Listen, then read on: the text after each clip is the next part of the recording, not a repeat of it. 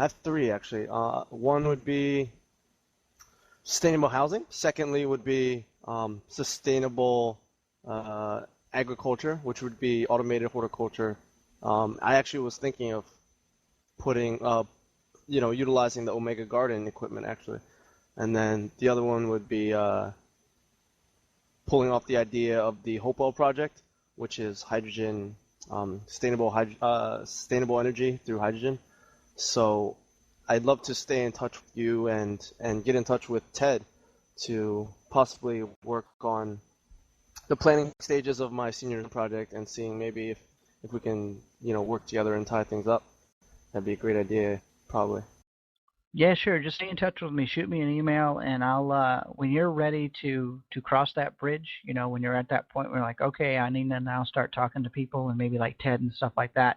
Um, Let me know, and I will forward you his email, and you can contact him and say, basically, hey, I'm a university student. I'm about ready to graduate. I'm doing a senior project. I like what you're doing. I want to elaborate on it and do some robotics or whatever with it on a small scale, whatever for your project, and I'm sure he'd probably work with you. And given it's a university, he might actually be able to donate it to you and write it off on his taxes. Now he lives in Canada. He lives in Toronto. I think it's Toronto, and so I don't know what their systems would be like.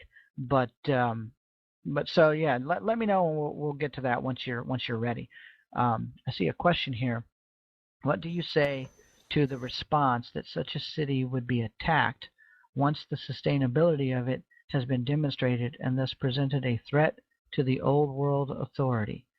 Um, well, Kill Money hits a very obvious point. It would be proof of our suppression.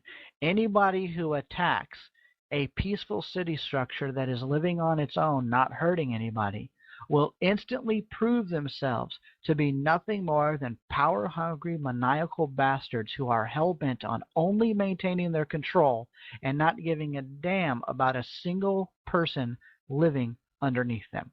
The moment a nation does that, whether it's the United States being bastards or some other smaller nation that doesn't like what that city's doing or whatever, they're going. All we have to do with that, it would be hard, it would suck if people, especially if people got killed in the process.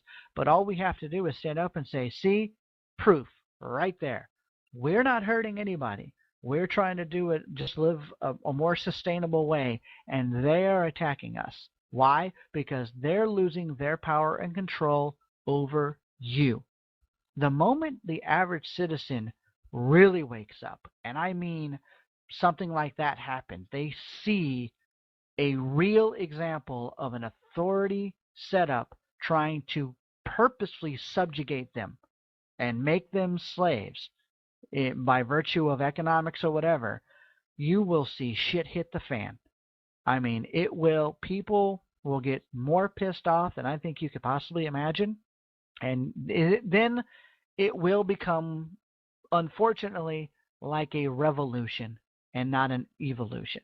I think if somebody tries to harm a simple research city because of its sustainability, then the average people are going to revolt against that.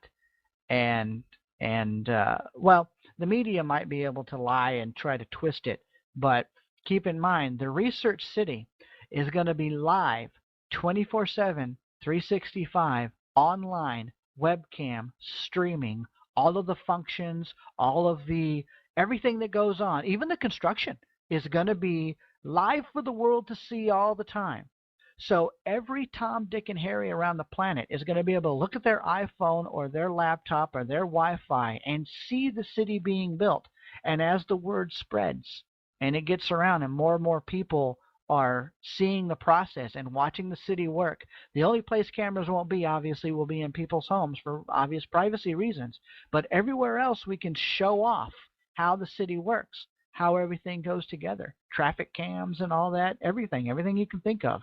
The more we can integrate that into a global information setup, the transparency will be the ultimate. Look at that. You guys are stealing all my words, you bastards. Anyway, the transparency will be our greatest weapon against somebody attacking us because it'll be obvious that we are what we are, the media cannot mess with that because we will have years of, building up that reputation as a peaceful, harmonious city system. Doug, let me ask, if if one were to take advantage of, let's say, this green revolution that's happening right now in industry, and perhaps probably try to sell these ideas that we are developing, is that probably a good way to introduce this new paradigm for society? Uh, can you ask that one more time? And I'm only asking you to ask that again because in the background, I don't know if it was you or something else. I heard a bing bing and a talking like it was an airline person or something. It kind of threw me off for a second. So can you ask that one more time? Oh, did I fall off? Am I still here? He's still here. I don't know where the other guy is though. Well, can anybody reiterate the question one more time if anybody else remembers exactly what it was? Because I want to make sure I understand it properly. You you wanted to know if we could take advantage of the green revolution that's going on right now, or the Venus Project, or the resource-based economy ideas.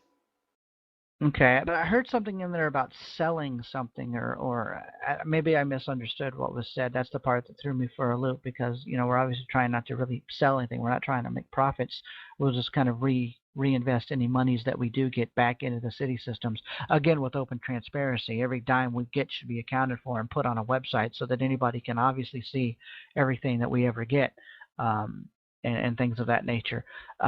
But yeah, I mean the green revolution is tremendously important. I think that's part of the catalyst that kind of started this. Everybody really getting involved with new ways of running the world, was the environmental movement. Now, I'm not a tree hugging, dope smoking, bongo beating, Birkenstock sandal wearing hippie.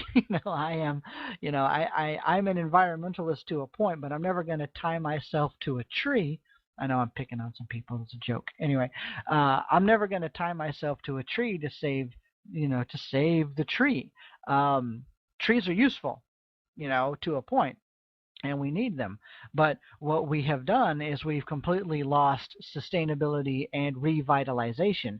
The whole replant what you pull out kind of system, or in better cases use advanced materials in place of biological ones or natural ones as much as you can so that you don't have to uproot more trees or pollute the atmosphere or whatever the case may be. And I think with the BP oil spill is a huge one, and things of that nature. Uh, when things like that happen, and especially with the green revolution and everybody trying to do things more clean and sustainable, that is absolutely what we're all about. So there's no reason whatsoever why we can't tap into that and try to help use that as a partner base. I have a question. You're an engineer. From your understanding, are the designs for the Venus Project that we see on the YouTube videos that Jock has done, are they dated? Are they out of date? I mean, in the next 5 years, are we going to have to really update those things? So is the first test city, is it going to look like what we see on those videos, like in terms of the technology? Yes and yes, to both. Let me tackle the first one. Do I think that the concept art and drawings and things of that nature will need to be fine-tuned or maybe redone based on current knowledge? Absolutely. That's the whole core tenet of the resource-based economy. Jacques himself even says, any city that we build today will be a straitjacket to the children of the future because it will be out of date compared to whatever they might know 100 years from now. So it's going to constantly be in a state of updating as applicable. And so, yeah, one of the things that's really going to have to be done is look at all those drawings and go through them for structural viability, to go for energy efficiency, for material use, things of all that nature needs to be seriously analyzed. Now, Jacques is just one man. I doubt very seriously he has done serious architectural structural analysis on everything that he's drawn. But he does have a very good idea of what the basics are.